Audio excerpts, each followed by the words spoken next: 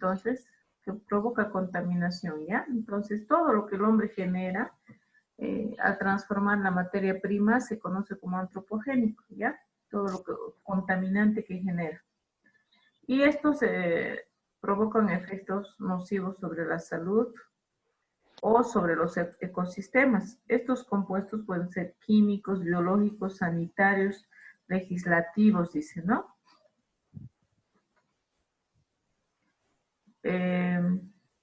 Para hacer el análisis ambiental es necesario ver el origen, ¿ya? Y el origen puede ser a partir de 3 matrices, lo que es agua, suelo, aire, ¿ya? Luego vemos lo que es su transporte, procesos de degradación, el destino final. La bioacumulación es todos los elementos que son absorbidos de alguna manera por organismos vivos, ya sea por alimentación, a través de la piel o a través de la inhalación también, ¿no? Se acumulan en el organismo vivo. Ahora, todos esos compuestos se analizan en trazas, ¿ya? Aquí está, en microgramo litro o ppb. O sea, las concentraciones son realmente bien bajas, partes por billón, ¿verdad? En ppm es miligramo litro, este es ppb, microgramo litro. Y generalmente son de origen orgánico, ¿no? Miren, todas son de origen orgánico. La mayoría son insecticidas, plaguicidas, u otros compuestos orgánicos, miren, por ejemplo, fenoles, ¿no? Y tienen un límite, ¿ya? Un límite que cierta norma va a exigir. Las normas vienen por regiones, por países. Por ejemplo, la Unión Europea tiene una norma. Los canadienses tienen normas. Los americanos tienen normas. Y nosotros copiamos algunas de esas. Por ejemplo, nuestra ley de medio ambiente copia la europea, ¿no? Y define límites de umbral, o sea, la máxima cantidad que se puede admitir en una cierta muestra, ¿ya? Ahora, ¿cómo se determinan estos compuestos traza? Por ejemplo, estos compuestos traza pueden encontrarse en hidrocarburos alifáticos, pueden encontrarse en los aromáticos, en los aldehídos, alcoholes, disolventes clorados, dice, o orgánicos volátiles, ¿verdad? En plaguicidas, ftalatos, tensioactivos y muchos más, dice, ¿no? Ahora, las matrices son complejas, es decir, no son tan fáciles de analizarlos. Tienen ciertas propiedades físicas, químicas. Los analitos se encuentran a nivel traza, en ppbs, incluso en ppts, partes por trillón. Análisis específicos versus multiresiduos, dice, ¿no ve? Los análisis específicos llevan todo un proceso, ¿ya? Acá, por ejemplo, dice, ¿no? Una toma de muestra, un tratamiento previo, extracción, purificación, análisis instrumental y cuantificación, dice. Y fíjense el tiempo que lleva. Porcentaje en tiempo de análisis, dice acá. La toma de muestras dice que te puede llevar un 7% del análisis, ¿no? El tratamiento de la muestra, fíjense, el tratamiento de la muestra te lleva bastante tiempo. El análisis es casi lo mismo que la toma de muestras, el tratamiento de datos igual, pero miren el tratamiento. El tratamiento lleva bastante tiempo, más del 50%, ¿no? Ahora, los compartimentos ambientales, ya les he dicho, suelo, agua y la atmósfera, ¿no? El aire, ¿sí? Esos son los compartimentos medioambientales sujetos a análisis, ¿no? Acá tenemos de nuevo la toma de muestras, el tratamiento, la extracción, la purificación y el análisis instrumental.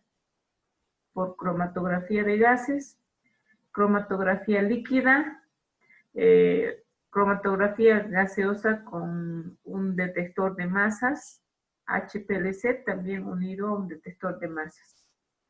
¿Ya? Miren, acá está un poco más detallado.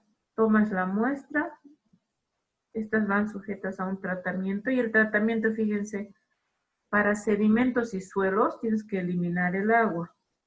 Esta eliminación de agua puede ser por liofilización, por secado, tratamiento con desecantes, preextracciones con disolventes orgánicos miscibles en agua, ¿no? O sea, esta parte que está en verde lleva bastante tiempo, ¿ya? Este tratamiento. Y en estas muestras que es suelos, sedimentos, agua, aire u organismos van a ser, por ejemplo, pueden ser plantas, pueden ser animales, ¿sí? Sí, son muestras de animales. Yo he visto incluso hacen en la lana de la oveja, así. ¿Ya? Y todas estas, miren, eliminan agua por todos estos métodos. La liofilización no es más que pasar, ¿cómo es? Congelar el agua y a presiones reducidas pasarlo a fase gaseosa. El secado lo conoce, ¿no? Secar entre 35 y 40 grados. Luego hay un tratamiento con desecantes, preextracción con disolventes, hay extracción sólido-líquido, líquido-líquido, eso conocen también, ¿no? Entonces, ese es el pretratamiento. También, después de eliminar el agua, eliminan material grueso tamizando, dice, ¿no? O sea, si ya está seco, tú puedes molerlo y pues tamizarlo, ¿no? Mientras mayor es la superficie de contacto, mejor es el análisis. Acá en los organismos, aparte de eliminar agua, tienes que hacer una digestión ácida o alcalina. Eso también conoce. ¿Sí? Con la digestión ácida o alcalina eliminas material orgánico. Acá lo que estamos analizando, habíamos dicho que estamos analizando sustancias orgánicas y me dirán, pero con la digestión alcalina o ácida se va a ir la materia orgánica. No se va, porque estas sustancias que hemos visto acá, que estamos queriendo determinar, que son residuos sobre todo de pesticidas, fungicidas, plaguicidas, todos estos se llaman sustancias orgánicas recalcitrantes, porque son muy difíciles de eliminar, son complicadísimos romper las cadenas carbonadas que forman estos compuestos. Ya entonces no vas a eliminar esas trazas, vas a eliminar otros componentes como la grasa, la proteína, ¿sí? De tal manera que te queden esas sustancias de interés para el análisis.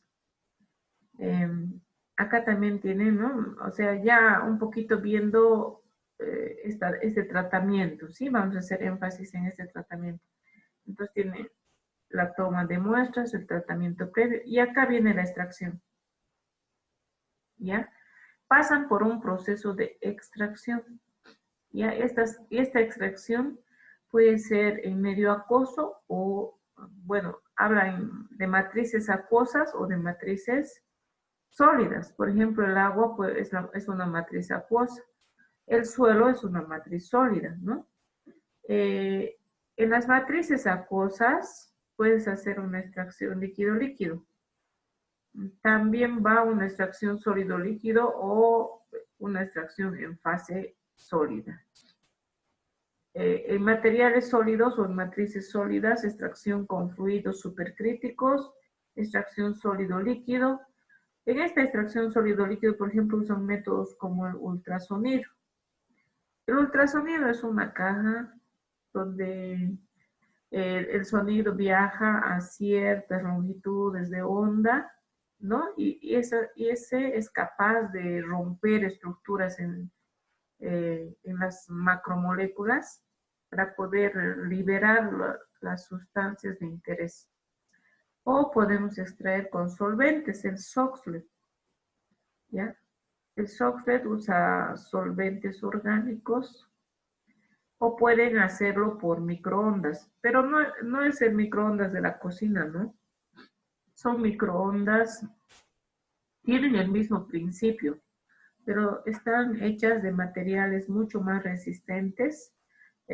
Son plásticos gruesos, son polímeros, donde se pone la muestra y esta es atacada por ácidos fuertes, por ejemplo, el ácido perclórico, el ácido fluorhídrico, o pueden hacer una extracción con disolventes, un método acelerado, ¿ya? Pero pasa por un método de extracción. Por ejemplo, en las matrices acuosas, la extracción líquido-líquido se extrae el total de componentes particulado, disuelto, consumo de grandes cantidades de disolvente, el problema medioambiental, problema de blancos, paso de eliminación de disolvente, pérdidas. Bueno, esos son un poco, como decir, las trabas, ¿no? Del método.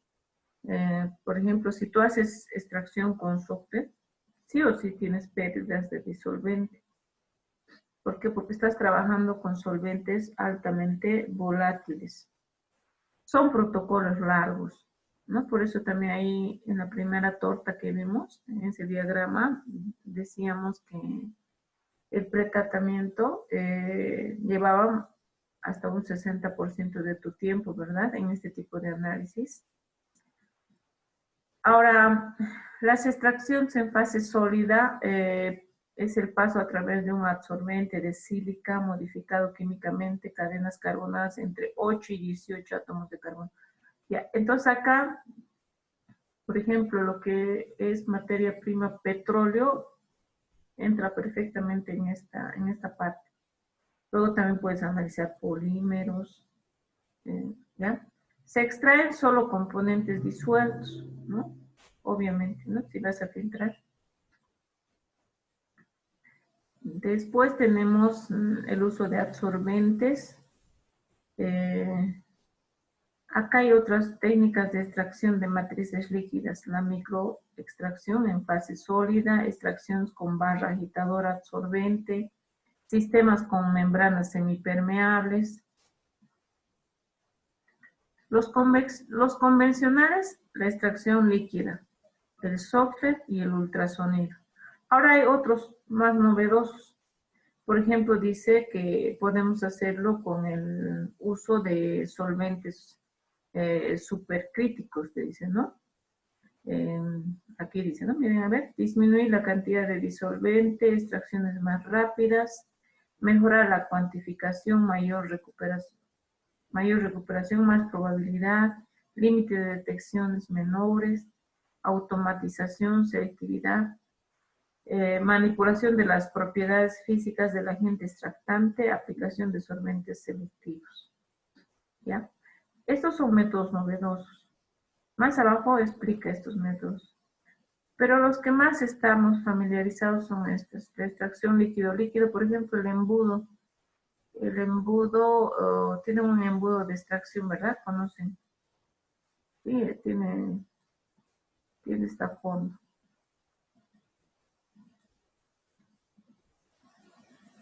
¿No? Ahí ustedes pueden hacer una extracción líquido-líquido, ¿no? Acá ponen la muestra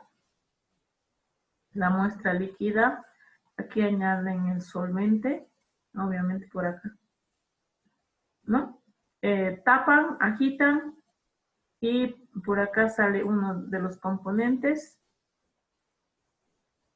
bueno, este lado, ¿no? Es la salida de los componentes y el otro componente sale por arriba, ¿verdad? Conocen, es extracción líquida-líquida.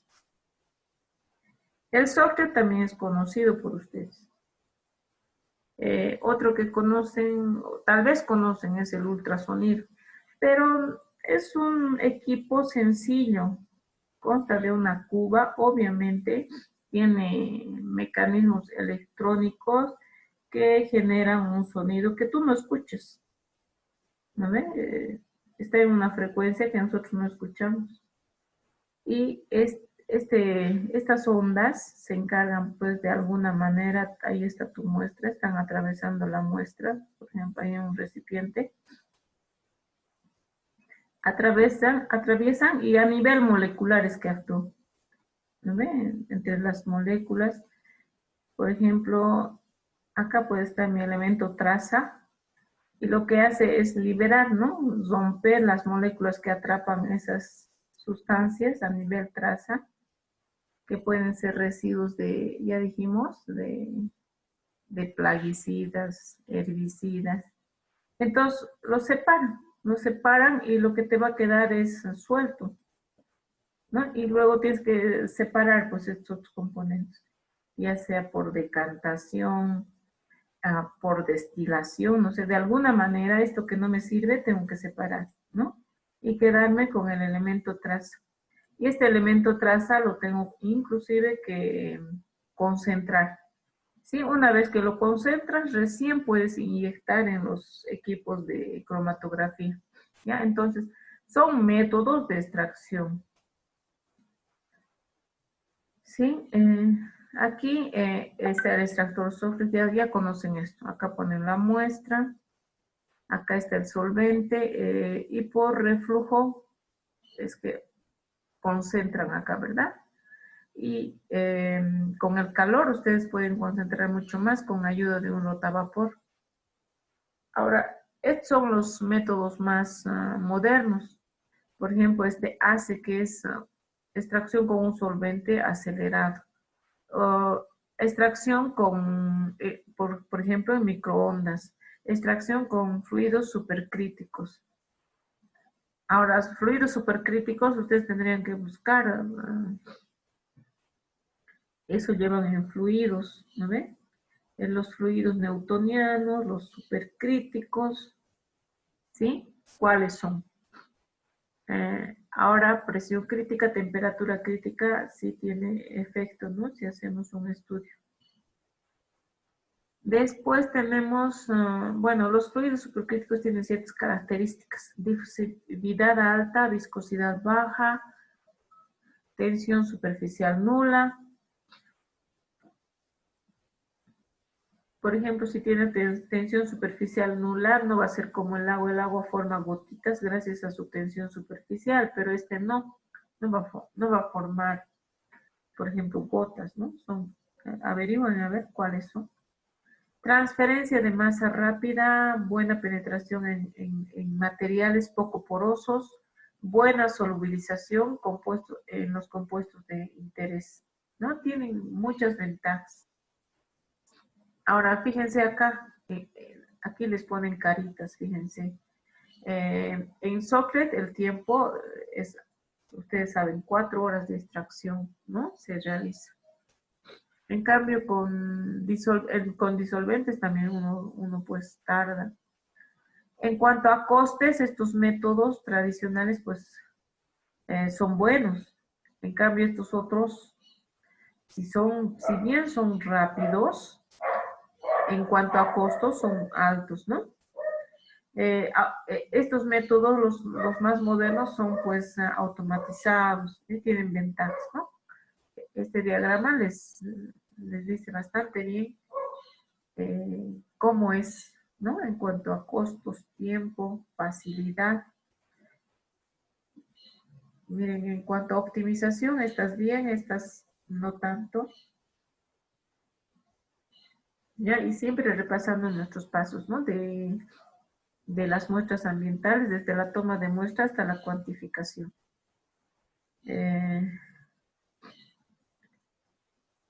Hay interferencias en este proceso, ya decíamos los lípidos, las grasas, por eso es que pasamos por un método de lo que se llama digestión, por ejemplo, ¿no? Digestión con ácidos o álcalis también. El azufre también interfiere, los carotenoides, o sea, los colorantes, los pigmentos.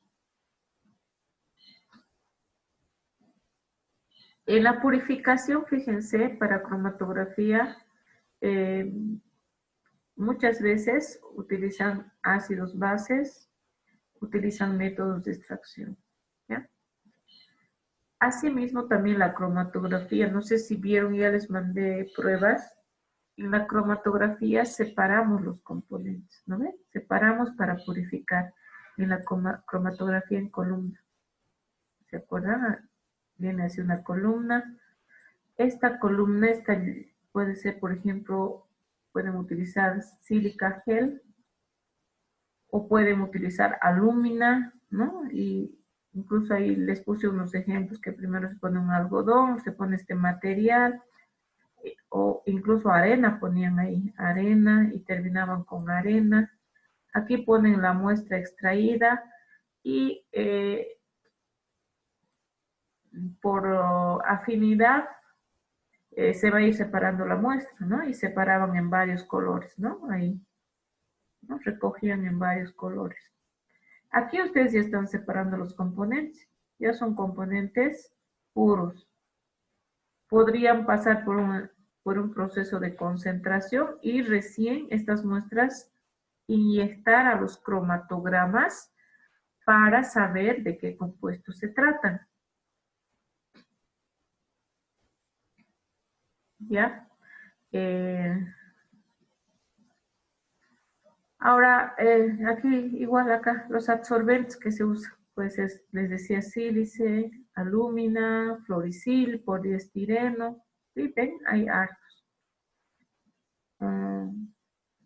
Ahora, ¿cómo eliminas azufre? Era interferente el azufre, ¿no? Entonces puedes eliminar por reacción con mercurio, reacción con cobre, reacción con sulfito de sodio en hidróxido de tetrabutilamonio. Luego tienes que concentrar. Y un método de concentración les decía que era el rotavapor. Este es el rotavapor, ¿no? Acá entra el extracto. El extracto tiene solvente orgánico. Por ejemplo, etanol es muy utilizado. El agua misma es muy usada como solvente. Y para concentrar está en un baño de agua. Este gira, ¿no? Por eso se le llama rotavapor. Este va a girar. ¿No? Tiene un mecanismo automático aquí, ¿no? Tú programas tiempo y velocidad, ¿no? Y va girando, ¿no? Y como estás en un baño a mayor temperatura, el solvente pues se evapora, aquí condensa y lo recoges aquí, ¿no? Todo cae ahí. Entonces, el solvente una segunda vez puedes utilizar, ¿no? Reutilizas. Obviamente, si quieres que sea puro, tienes que destilarlo previamente. ¿Ya? Entonces, este es un rotavapor. Luego,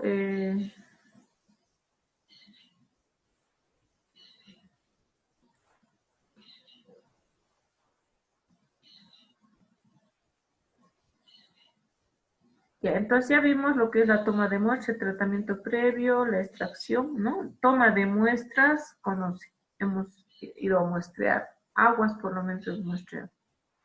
El tratamiento previo era la eliminación del agua. A partir de las muestras secas, extraes con solventes. Purificas, por ejemplo, la cromatografía en columna ya era una purificación, ¿no? Cuando tú extraes una mezcla. Tiene varios componentes. Tiene el componente 1, componente 2, componente 3. Pero acá tú ya usas métodos de purificación. Y métodos de purificación ustedes conocen varios. Una de ellas es esta que nueva, la cromatografía de columna. Otra es, por ejemplo, la cristalización. Otros métodos de purificación, digamos ustedes. La cristalización la hacen ustedes, ¿no? Tienen una mezcla de componentes y lo que hacen es concentrar, formar una solución saturada o sobresaturada, mejor si es sobresaturada, ¿sí? Hacen una sobresaturada y a partir de la sobresaturada van a formar cristales, pues ya de alta pureza, ¿verdad? ¿Sí? Y estos cristales pueden disolverse y pues esta constituye la muestra, ¿no? Ya para aplicar a estos métodos, ya sea cromatografía de gases o cromatografía líquida. Después tenemos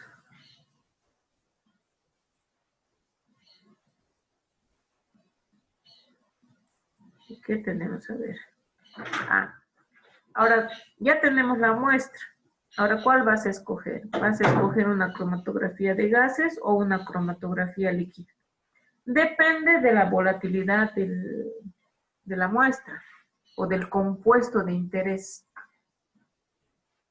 Si es muy volátil, pues escogerás una cromatografía gaseosa. Pero si es una muestra que no es volátil, de alta polaridad, escogerás un HPLC, ¿no ve? Si es polar, es soluble en agua, ¿no? En la cromatografía de gases, este es un equipo de cromatografía de gas. Miren, tiene un gas portador, un horno, detector, registrador, y este es el cromatograma. ¿Ya? Ese es el cromatograma. Luego, van a leer todo eso. En cromatografía